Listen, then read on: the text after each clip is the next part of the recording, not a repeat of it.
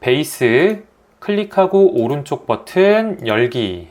형상이 잘 보이지가 않으니까 비주얼 스타일에서 모서리로 음영 처리. 그리고 조명에 따라서 형상이 잘 보이지 않을 수도 있습니다.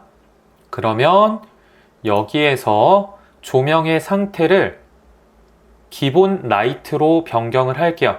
기본 라이트가 없다면 이 회색 공간을 선택을 하셔도 됩니다.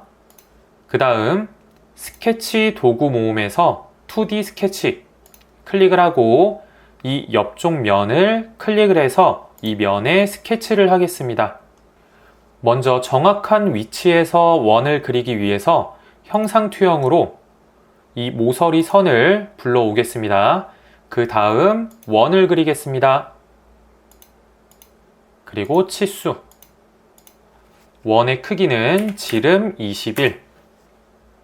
스케치를 모두 완성을 했다면 스케치 마무리를 클릭을 하고 3D 모형에서 돌출.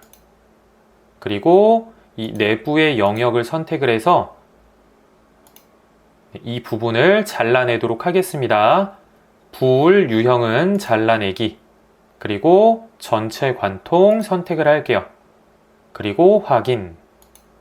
파이 21의 크기로 이 구멍 부분이 더 커진 것을 확인을 할 수가 있습니다. 그럼 아래쪽에 베이스 닫기. 그리고 저장을 해야 되겠죠. 예. 방금 이 IPT 파일을 열어서 형상을 수정을 했습니다. 형상을 수정을 했지만 그 수정된 내역이 바로 반영이 되진 않아요. 이 위쪽을 보게 되면 조립품 왼쪽에 번개 모양이 나오죠. 형상이 변경이 됐다라는 뜻입니다. 그러면 가장 위쪽에 번개 모양 아이콘이 있죠. 로컬 업데이트를 클릭을 하겠습니다. 업데이트를 해보니까 경첩 조립품에서 오류가 발생했다라고 나오죠. 그러면 이 오류를 수정하기 위해서는 우선 승인을 먼저 누르고 왼쪽에 있는 작업 트리를 보고 구속 조건을 보게 되면 지금 어느 부분에서 어느 구속 조건에서 오류가 발생을 했는지 쉽게 확인을 할 수가 있습니다.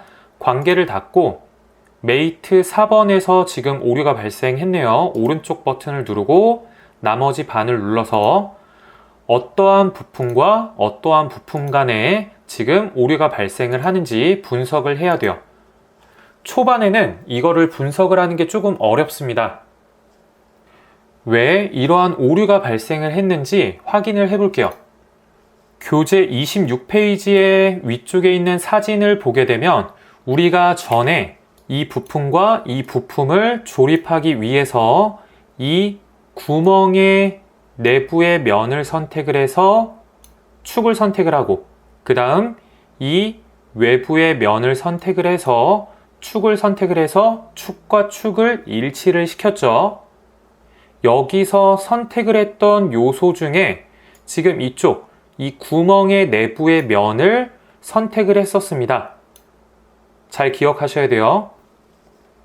이번에는 42페이지를 볼게요. 위쪽에 있는 그림을 보게 되면 우리가 간섭을 수정하기 위해서 이쪽 원을 그리고 돌출을 시켜서 이 부분을 파냈었죠. 우리가 전에 조립을 했을 때 이쪽 면을 선택을 했었는데 돌출로 인해서 우리가 선택한 이 면이 제거가 되었어요. 이런 식으로. 그럼 인벤터는 전에 조립을 했을 때 선택을 했던 면을 찾지 못하기 때문에 오류가 발생을 하게 됩니다.